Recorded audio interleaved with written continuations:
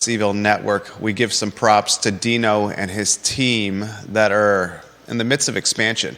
Move Through Pro Renata Brewery, wide open and ready for you to support it. Move Through, location number 2, the first location at Dairy Market, the second location at Pro Renata Brewery in Crozet. In fact, Dino has 2 points of sale at Pro Renata. He's got the Move Through and he's got his Dino's Pizza. This man is expanding, and he's expanding very quickly, approaching 50 employees and north of $5 million in sale across 2 Dino's locations, 2 Move Through locations, and a Basta Pasta.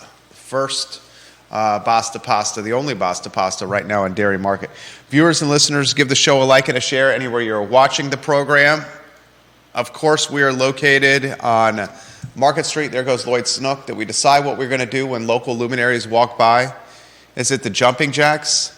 I think that was the best. Why don't we go to the studio camera and do the jumping jacks? We are 2 blocks. We're a block off the Albemarle County Courthouse, a block from the Charlottesville Courthouse, 50 yards from the police department, 30 feet from Lloyd Snook's law firm, right off the downtown mall. And when local luminaries walk in front of our studio, we have a fantastic vantage point of local luminaries walking by.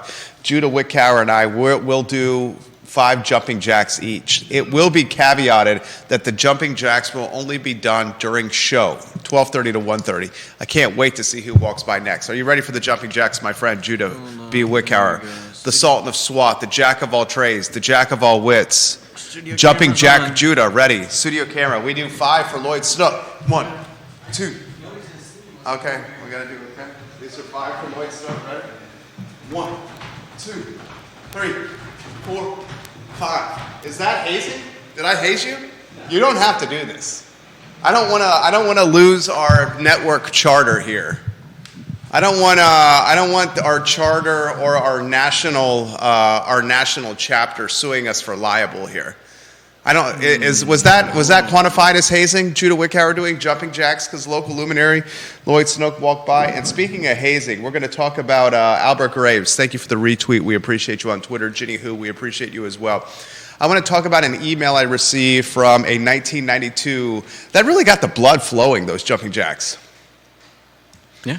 Sure. Local luminaries walking by the studio will elicit jumping jacks from myself and Jumping Jack Judah.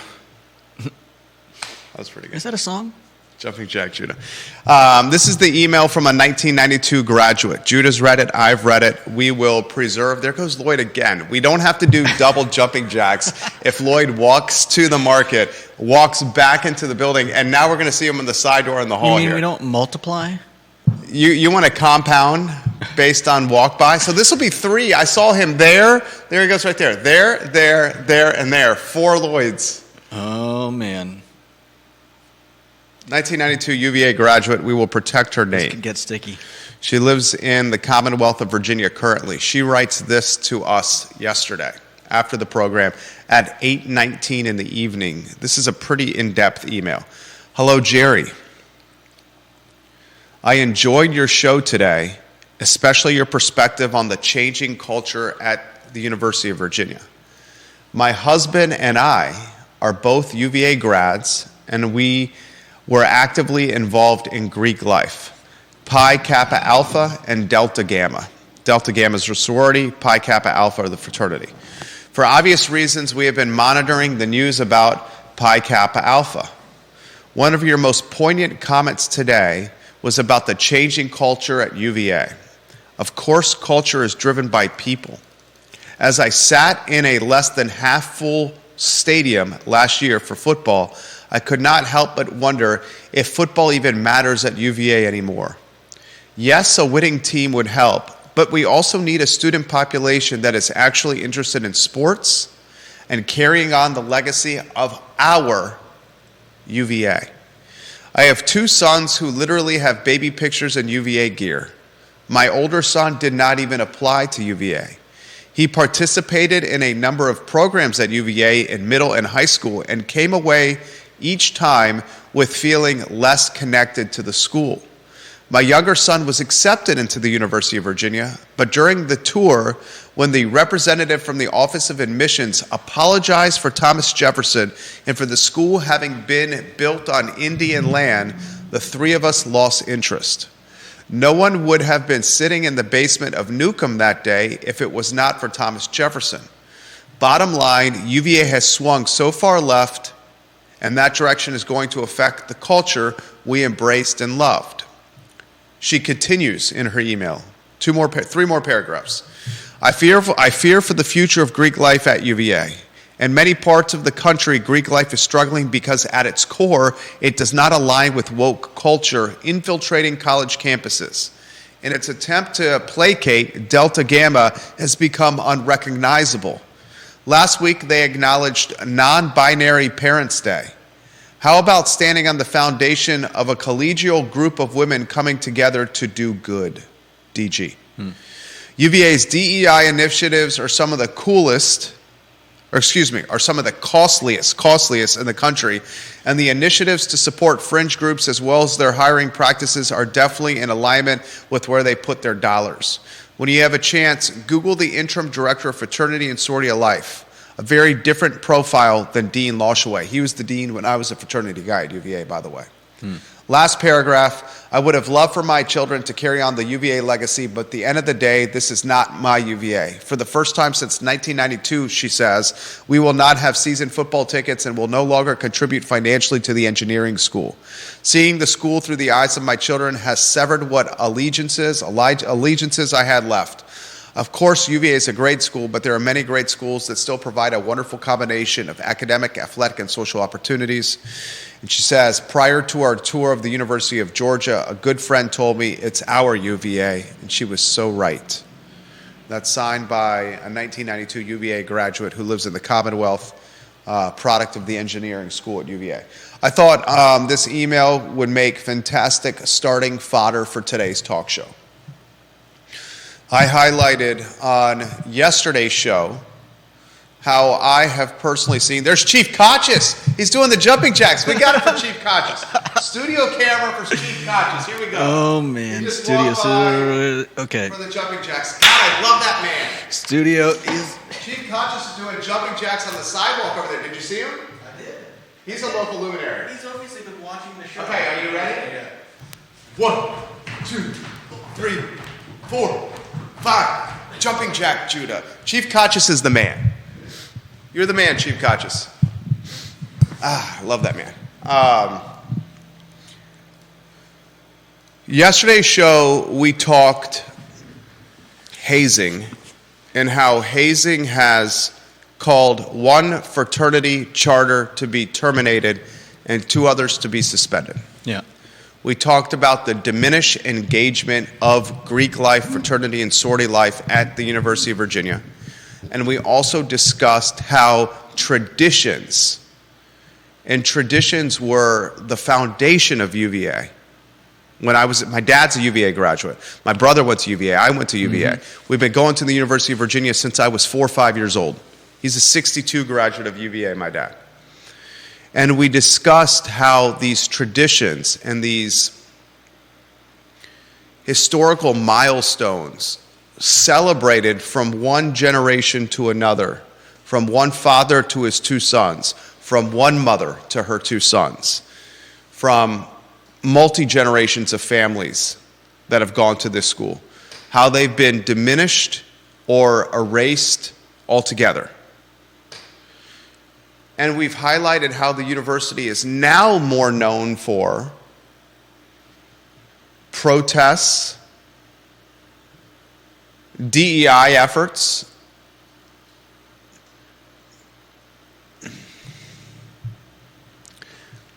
geopolitical conversations, professors utilizing their platforms and their tenure protection to essentially voice their ideologies and pass those ideologies on to their students. And I asked you, the viewer and listener, if it's a school you recognize or if it's a school that you still have an affinity or appreciation for, like perhaps you once did when you were a child, a middle schooler, a high schooler, or during your college years, or the time after college when you returned to celebrate as an alumni.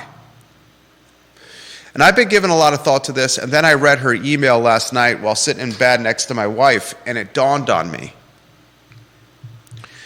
The university and the city of CVille and much of the urban ring of Albemarle County have followed a very similar trajectory. And perhaps it's the university leading the charge. Maybe it's Charlottesville leading the charge. I don't think it's the urban ring of Albemarle County that's leading the charge. I believe it's the influence of UVA that's leading this push. We now have a city where in council chambers, 300 people, 200 people, whatever you want to call it, bully 5 members on the dais to push in, what do they push? With Hamas and Palestine and Israel. What's the word? I know there's a de-investment campaign. 200 or 300 people in front of the council members demanded that 5 government officials take a stance on Israel and Palestine and Middle Eastern warfare. And I'm scratching my head. I'm like, what are these guys that make $18,000 on a dais representing a city of 45,000 people? Ceasefire resolution. A ceasefire resolution, thank you. What is this going to do? I'm watching students on the rotunda, on the lawn, having a die-in, where students are laying on the ground pretending like they're dying. Demanding that the University of Virginia divest itself of businesses it works with in Israel. Yeah. What are 40 kids that are laying on the lawn pretending like they're dying what kind of influence are they going to have? I don't think they're going to have much influence, but I think... I'm watching the Cavalier Daily and reading an editorial in the Cavalier Daily about Greek life and why it's being diminished and why UVA is the cause of it. And I asked myself this question, and you jump in here shortly. Viewers and listeners, you jump in shortly. UVA is influencing the city's influencing the urban ring. What has become of dear old UVA, where tour guides on grounds for prospective students and their families are apologizing for Thomas Jefferson? Yeah. What has come of UVA when diversity, equity, and inclusion efforts are yielding $20 to $25 million yearly investments on administrative staff, as opposed to creating $450,000 scholarships for students of color? Well, what has come to UVA? there's been- What has come to UVA when the Anti-Defamation League grades the university an F when it comes to anti-Semitic behavior and the security and safety of Jewish students? What has come of the University of Virginia when its fraternities and sororities have not only become diminished, but they've been ravaged and stigmatized?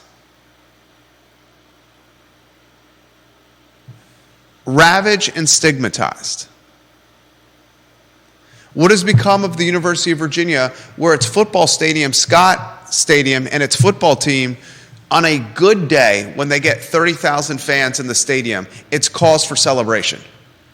When you see a 50,000 seat stadium, a 55,000 seat stadium, and there's 30,000 people in there, there's a boatload of empty seats, but we give that attendance props and we celebrate it on the Jumbotron. There was a time at UVA where we showed up to football games in button-down shirts and UVA orange and blue ties, and the ladies showed up in sundresses, and we tailgated and we sung a good old song and we reveled and cherished the experience of 4 years at Thomas Jefferson's University. Now you show up to a football game, you don't see nearly the student commitment. You read the national news about the DEI administrative staff spend and the Anti-Defamation League giving it an F. You read in the national news that Razorblade Burt Ellis is getting in a brouhaha with the rector, Robert Hardy, with Jim Ryan sitting next to the rector. Ryan saying nothing, Hardy and Razorblade going toe-to-toe with an argument about the security and safety of Jewish students. And you ask yourself, is it a university you even recognize anymore? And the comparisons that are being made right now with Charlottesville and the University of Virginia and Columbia University and the area right around Columbia, very applicable. So I wanted to start the program with this and get your take on a couple of things. First, Judah, then we'll get viewers and listeners' take, and we'll go to Ginny Who, we'll go to Deep Throat, and any other viewers and listeners that are watching today's Fine and Fair Talk Show. My friend, Jumping Jack Judah Wickower, the jack of all trades, the jack of all wits, the Sultan of SWAT. The show is yours. Wow. That's a lot to follow. I think that I mean, really everything is changing. You can't just point at one thing. The school is obviously changing, but the students are changing as well. Like the letter said, kids going to check the school out are they're seeing it through different eyes than somebody would have even just 5 or 10 years ago. I think a lot of that is based on our wider availability of media, our connection to stories around the world, and that's changing the way we see a lot of things.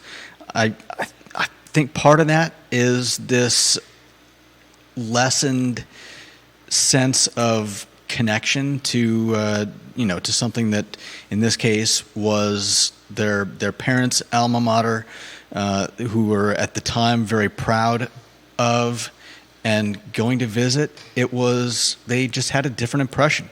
It's a different time. They have different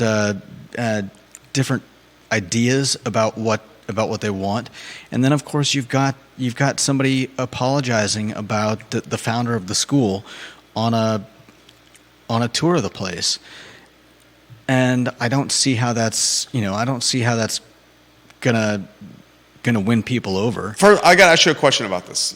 Mm-hmm.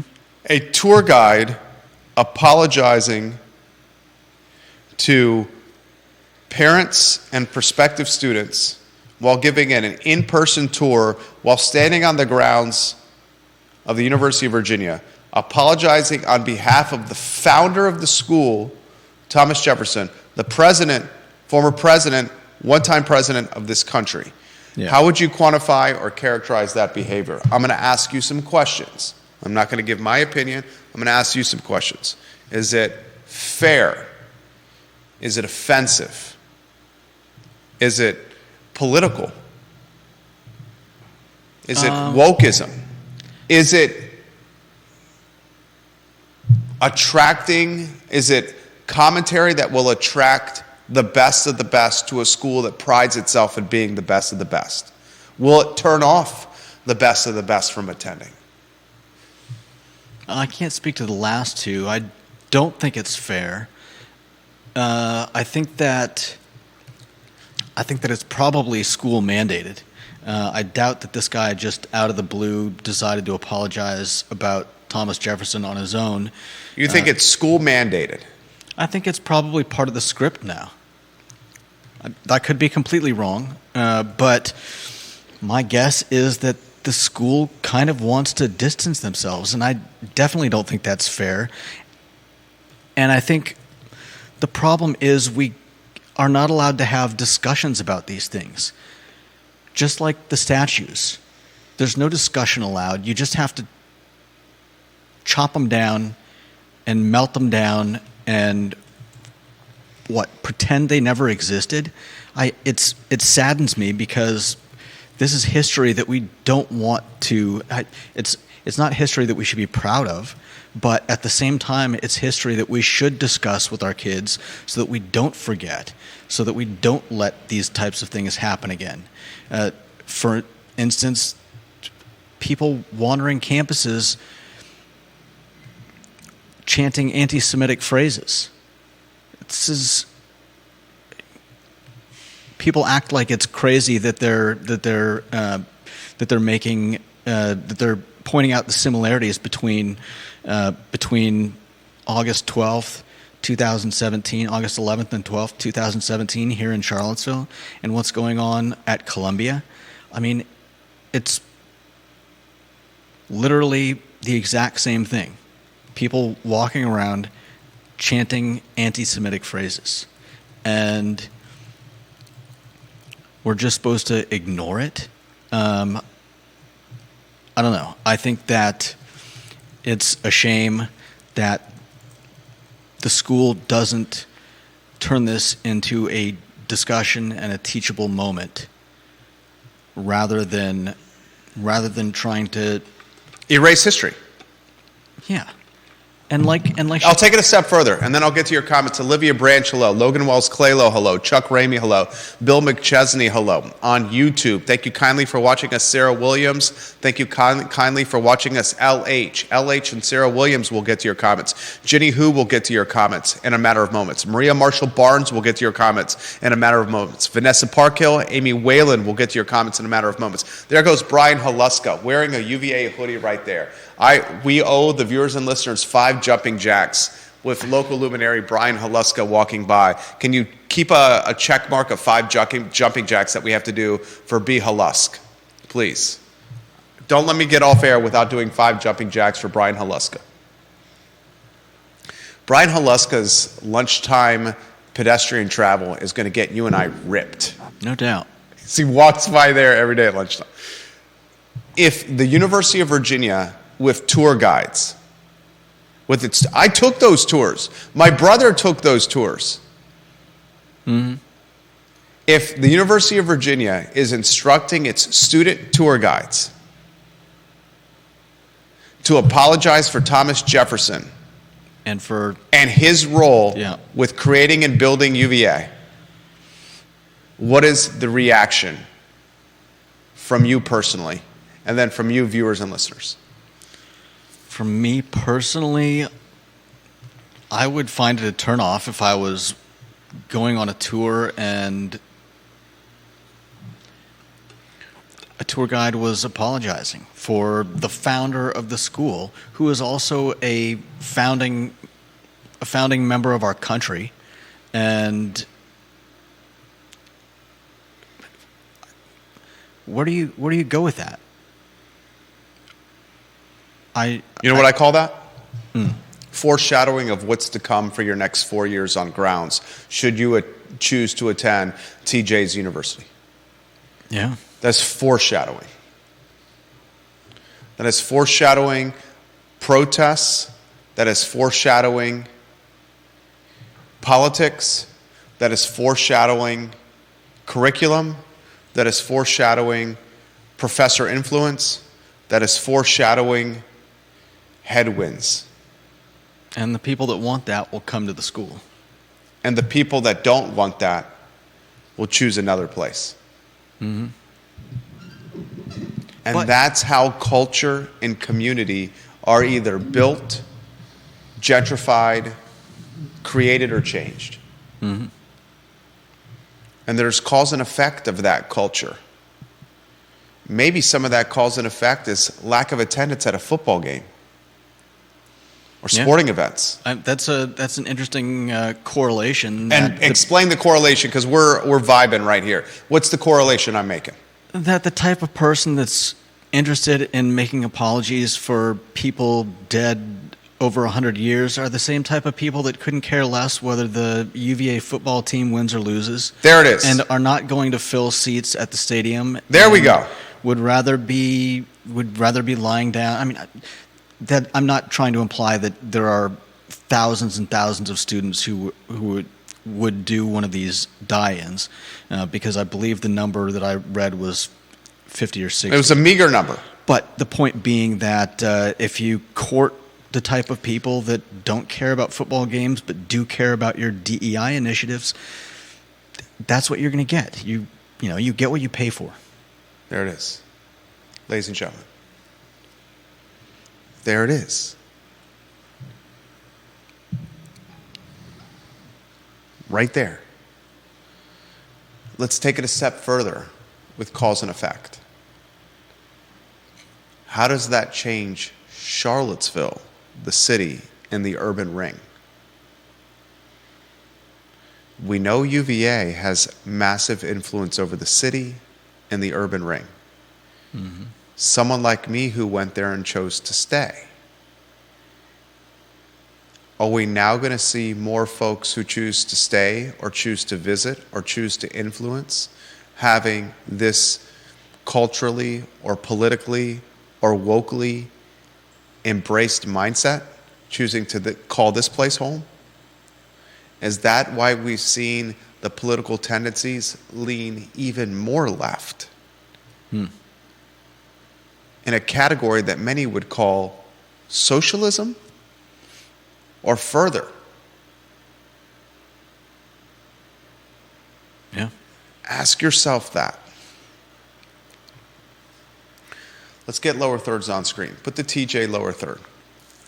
I'd like to go, I have a boatload of comments. Come here. David Riddick, thank you for watching the program. Mr. Riddick is watching on LinkedIn. I enjoyed conversating with you, David Riddick, at Birdwood Grill over the weekend. You're a gentleman and a scholar. I sincerely mean that. I'll go to number one in the family first. His moniker is Deep Throat. He's earned the first slot. Judah is so right. Admissions are key. If you admit kids because they have some nonsense about, I started a nonprofit at 12 because I'm a change maker, instead of admitting kids who show intellectual potential, what do you think those kids do when they get here? He also says the students aren't trying to accomplish anything with those die-ins on the lawn when it applies to Gaza. They are trying to fill a hole in their life where meaning would be in a healthy psyche. Huh. Interesting. Yeah. You know some of the key criteria to get into the University of Virginia when I was applying? I got in early admission. And some of the key criteria to getting in, it was obviously grades and SATs. And a good essay. People have grades and SATs. It was a good essay. People have grades and SATs and a good essay. But it was extracurriculars and leadership that were prioritized. Team sports was big time prioritized. Captaining team sports was big time prioritized. Extracurriculars like the National Honor Society and the Key Club and Eagle Scout were highly prioritized. What's prioritized today? Team sports and captaining those sports considerably more diminished on the application. It's interesting. Ginny Hu, her photo on screen. You can find the rankings for the viewers and listeners at ilovecville.com/viewer rankings. Ginny Hu is a University of Virginia graduate, number 4 in the family. She says, fellas, I could have written a very similar email that 1992 graduate wrote to you guys. We are no longer season ticket holders. My oldest has no interest in applying to UVA, and just last night I told my 2 younger kids I would rather they did not look at it as an option either. She continues on Twitter, Ginny Hu. Also, that's not the first time I've heard about a university guide disparaging Jefferson. It's not proof, but it suggests at least it's condoned by UVA brass, if not encouraged in guide training, which is what you alluded to. Yeah, I agree. She sends 2 other tweets. As someone who worked as an interpreter at Monticello 20 years ago, you should see how radically that training has changed. We were allowed to have debates and express thoughts. Now you must follow the party line to work there. And in her last tweet, Ginny Hu says, this ties into both Greek life and Deep Throat's comment. The majority of my sorority sisters did volunteer work over a plethora of organizations. We were not protesting. We were actively giving our time to causes that helped better the community. I was philanthropy chair, social and rush chair. As philanthropy chair, we had to do a charitable component of fraternity life while at Phi Kappa Psi. And our charitable component that we did was a kickball tournament. And that kickball tournament raised hundreds of dollars for a local nonprofit. The brothers had fun. We played kickball in the Mad Bowl. Yes, we drank beer. Yes, we had a great time. But we each got 50 shirts. Each fraternity that participated had to pay a fee to be part of the tournament. And we had 50 shirts that we were responsible selling at $20 a pop. And all that money was used for charity locally in Charlottesville. Let's go to James Watson, his photo on screen. Mr. Watson, another key member of this family, number 5 in the polls. Let's get to James's comment. Football tickets are expensive, and they've had maybe 2 good seasons in the last 12 years. It's also hard to spend $250 on a hotel if you're coming from out of town. Sadly, until they start winning, that ain't changing. I can agree with that point, but I will counter that point by saying this. My mom and dad came up from Williamsburg for 20 years with season tickets. And that's when this football team had some success under George Welsh, but for the most part, they got their ass kicked. And they came up for 2 hours, not just about seeing a football game, but about experiencing Charlottesville and spending money in the community and tailgating and walking around grounds and waxing nostalgic of my dad's 4 years from 68 to 72. I think I said earlier in the show he's a 68 graduate. He's a 72 graduate. He was born in 1950, 1968 to 1972.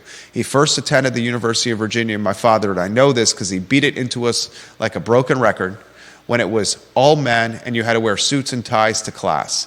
When he finished in 72, it was completely, what's it called? I'm drawing a blank on the word here. Completely. Women were admitted into school, and you went from a jacket and tie. It was co-ed. You went from jacket and tie to co-ed, and everyone was wearing sandals and cutoff shorts, and tank tops to class. And he still, to this day, talks very fondly of his experience.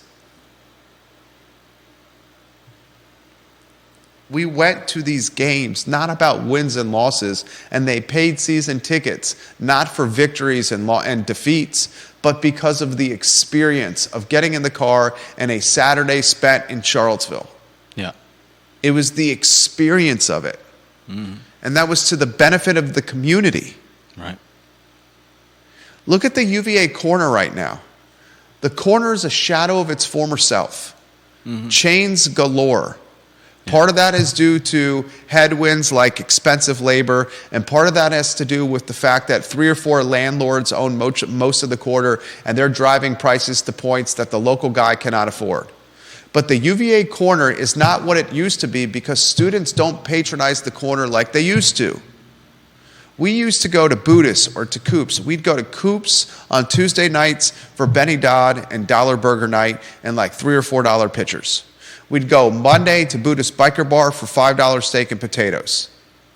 Thursday, Friday, Saturday, every single night was out at the corner. And we weren't there. We were partying at fraternities and sororities. Look at it now. It's not nearly the case. Have a conversation with anyone that owns an eatery or a bar that has managed to survive on the corner, and they'll tell you the same. Students just don't spend like they do. And I'm not pushing Rage Cage, closing the bars down.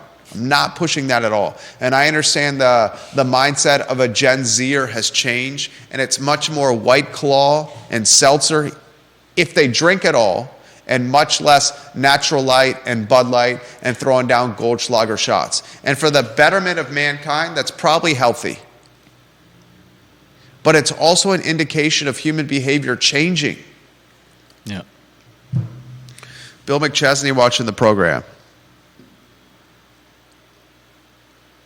He says, in June 2016, there was a car club convention and meet for the National Chrysler and DeSoto Airflow Group. The participants were taken aback by both the narrative of the tour of UVA grounds and touring Monticello. They also went to Montpelier but did not feel the same narrative applied. These folks were staying in the existing Darden Hotel and using Darden for their meetings and dinner.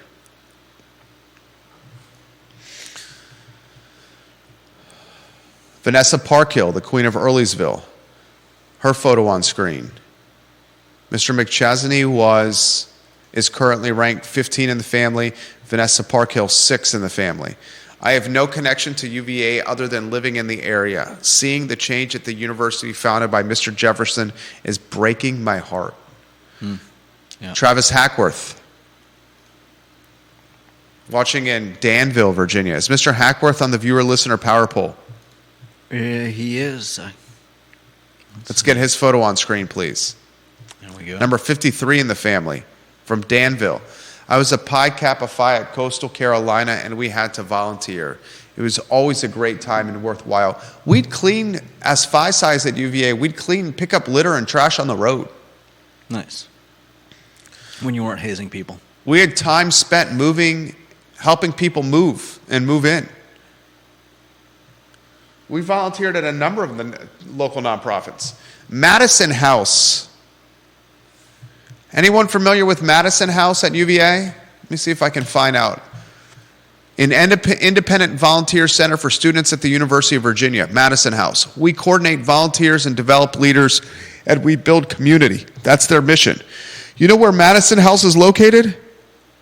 Right next to the fraternities. Around the corner from Phi Kappa Psi and across the street from Chi Phi and Kappa Sig. On Rugby Road, the volunteer coordination outfit, Madison House. Maria Marshall Barnes, her photo on screen. Maria Marshall Barnes is a key member of the family. She is currently ranked, and Maria, your ranking is going to go up. 22 in the polls. Racing history never fixes problems. We educate ourselves and we do better. And she says, if TJ is so offensive to someone, why would you pick that school in the first place? I think a better question is, what school do you pick? Like, our country is built on, I mean, they talk about the letter that, the email that you were reading from mentions the fact that they also apologize. I believe they also apologize for the fact that UVA is built on Indian land. And that's terrible, but are you going to tear UVA down and give it back to someone, maybe a descendant? What school do you pick? University of Phoenix, founded in the age of the internet. There you go.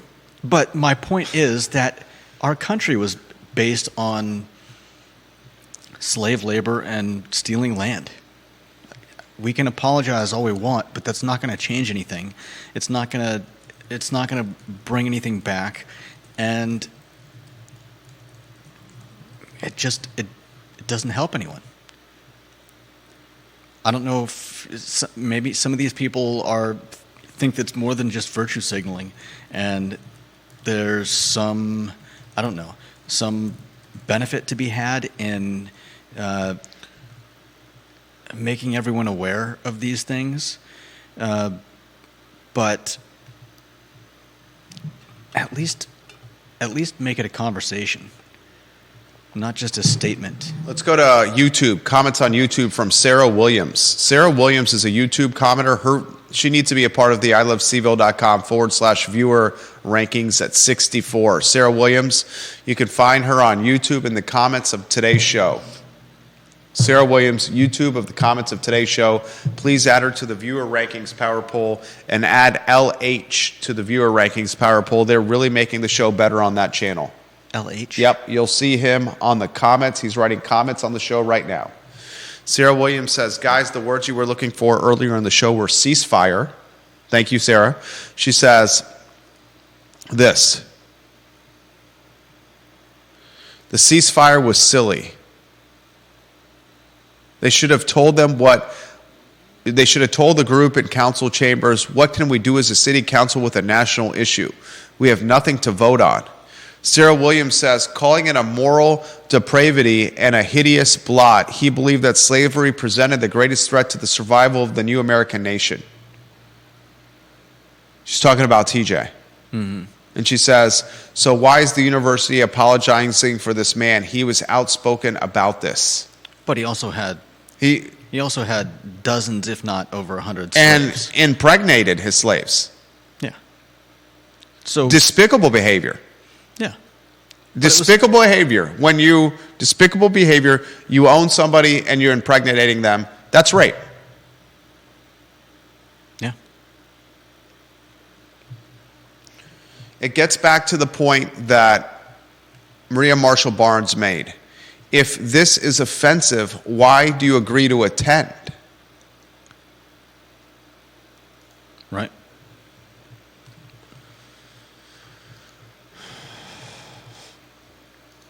Travis Hackworth, I agree with Maria Marshall Barnes. At some point, you have to apologize and move on.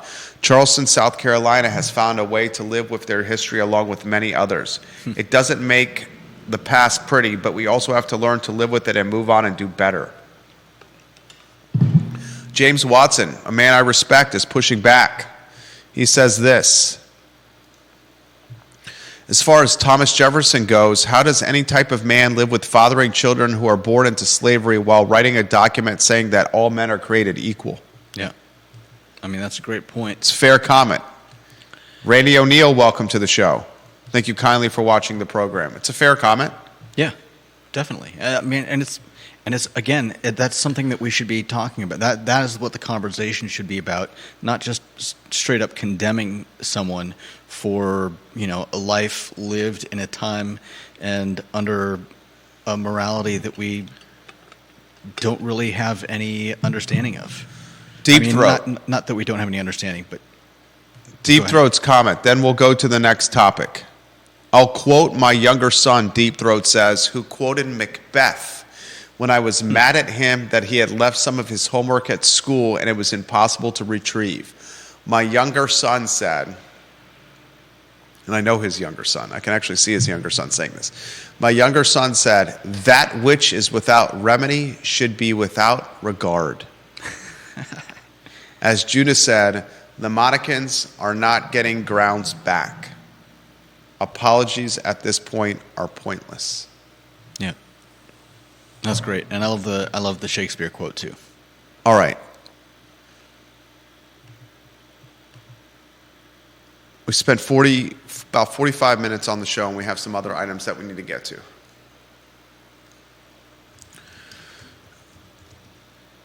I want to thank, and I don't have her approval yet. I don't have her approval to utilize her name with the email that she sent. So Judah and I utilize her email, a 1992 graduate of UVA in the engineering school. But her email resonated with me. I read it about 8:15 p.m. last night. And it helped shape today's show. It shows you that you, the viewer and listener, very well could shape the program the next day. And we want that actually to be the case. We want you guys to shape the show. I'd like to go to the next topic on the rundown, if you can put me on a one-shot. In fact, I'll set the stage for the two topics, and you set the table. And we still owe the viewers and listeners 5 jumping jacks, and I got a 1:30 conference call in 12 minutes. Brian Haluska's got 5 jumping jacks banked for his presence. 2 infographics. One infographic, put it on screen, the cost of food for one adult, right? Yeah. Put those on screen. Put the first one on screen. What's the source of that infographic? The source of that is somebody on let's see, all data sourced from Economic Policy Institute on .epi.org. Economic Policy Institute is the source. Set the table for us, Judah Wickower. This map and the next one we're going to show are very interesting. They don't completely align in a lot of areas, but where I think I was surprised they align was in our area. We've got right now. It doesn't look like much. I'm gonna blow up the image, and All right, set the table. Come on. Time is of the essence here. there is a very dark spot right in the middle of Virginia, where we are, Charlottesville, showing that the cost of food for one adult is the highest it could be right here. And The highest it can be compared to what? compared to anywhere else. We're looking at the dark red is $500+ per adult per month, and we're not even really seeing that in Northern Virginia. And that brings us to the second. So map. here's what he's saying. The median cost to feed one adult, this is what you do when you set the table. The median cost to feed one adult in Charlottesville is the highest in the Commonwealth at over $500 per adult median. Yeah. That's setting the table. Let's set the table here for housing. Put the housing infographic on screen. The median housing price for Charlottesville area, look at the red dot here. Over $500,000 median. Yeah. This is the entire county. So what we're basically saying here, and I had this conversation, look at the one red speck there. Look at the red speck. That is Charlottesville. Yep. Right there with Los Angeles. Right there with the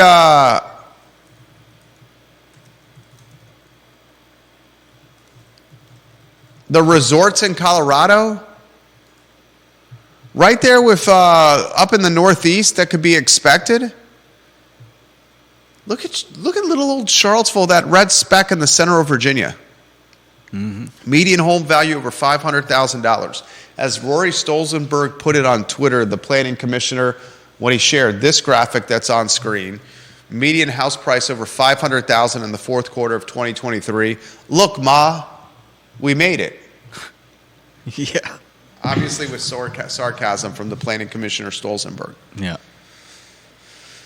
It's not just the housing, it's the food. Mm-hmm. And it's important to emphasize, I was having this conversation with my wife who pointed to Northern Virginia. The earning potential is not as deep here as it is in Northern Virginia. Right. So it makes the cost of living in the Charlottesville metro area the highest in the Commonwealth because the income potential is not synonymous with Northern Virginia. Right. Yes, the cost of living is extremely high in Northern Virginia, but it can be somewhat offset by the income potential in Northern Virginia.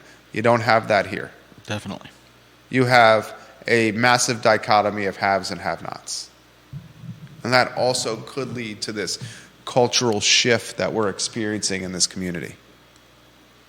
The haves and have-nots having such a gap, such a widening gap. Mm-hmm. I passed that along to you because I found it fascinating. Judah and I both found it fascinating. Judah, thank you for having that on screen. Mm-hmm. I'd also like to highlight on today's show, this kind of dovetails into the what we've been talking about all along. I follow a Twitter handle that is, fantastic when it comes to economic data. And I'll spell it for you. It's the KOBEISSI letter. The KOBEISSI letter. Maybe you follow him on Twitter if you'd like some insight into economic. It's macro data, but I think it's very applicable to Charlottesville potentially. And in a tweet an hour ago, this particular account tweets this: "You cannot make this up. Prediction markets now show a 36% chance of zero interest rate cuts in 2024, according to Kalshi." To put this in perspective, 4 months ago, there was a 3% chance of no rate cuts in 2024.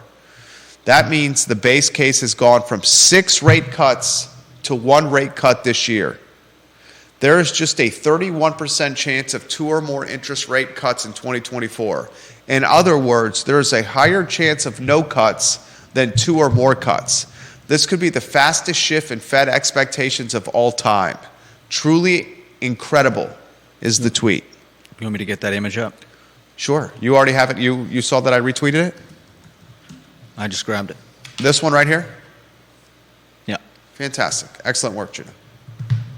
So I bring this to you not to talk about macro data. I'm not an economist. I'm not going to sit here in downtown Charlottesville and pull a city council and say there should be a ceasefire in Gaza and Israel and Palestine. And I'm not going to sit here and say, oh, this is what the Fed should do here from downtown Charlottesville. What I can do from my vantage point through this storefront window as a counselor walks by and as a heavy hitter in City Hall walks by and as the police chief walk by, I can say this is the impact it's going to have in the community I see out this window. And the community I see out this window is a community that has a lot of folks and a lot of small businesses leveraged with credit cards and debt that's floating. And as rate cuts are becoming less and less and less and less apparent, likely, thank you, that floating debt is becoming more and more and more and more expensive. And that floating debt is going to pinch and pinch and pinch and pinch small business owners and just average Joes and average Sallys even more. Yeah. And when that floating debt that's becoming more expensive and lasting longer is pinching small business owners and average Joes and average Sallys even more, it's going to continue to cause a shift in human behavior. And that shift in human behavior could be where you live. That shift in human behavior could be what you do. That shift in human behavior could be how you see things. And that's an indication of what's happening on Preston, on West Main, on Main Street, on Route 29, in Keswick, in Shadwell, on Rugby, in Forest Lakes, in Hollymead, on Crozet. Rising number of houseless people. More expensive now. Prices are softening a little bit. Home values softening a smidge. But you can make a legitimate argument. Most expensive time in American history right now to buy a house. With the rates upticking to where they are and with the debt profile where it is. And with the price of homes. There it is. All right, a couple of other topics here. What do you have the banner? That deep. Oh, sorry, I moved your camera there. I apologize. I moved that camera there. Do you have the banner that the King of Redfields, Bob Yarborough, sent to us? I do. New pizza spot at Fry Spring Station. What's it called, Judah? I keep wanting to call it pineapple, but I think it's Pie Napo, as in short for. Well, would it be pie would be pizza. Would it be short for Neapolitan? Yeah, definitely. Napo is short for Neapolitan. I would say it's short for that. Okay. Pie would be a short for pizza pie. Possibly, but I believe. Hold on, let me get the image. Or is it a play on Naples, Italy? That could be it too. Here's the image. Because Naples, Italy is highlighted in that banner. You can't really see the pie in this image, and the Napo is all capitalized. But I saw another image that had the pie capital, both capital letters, and the Napo. All right. A capital N. This is what I think it is. Pie is short for pizza.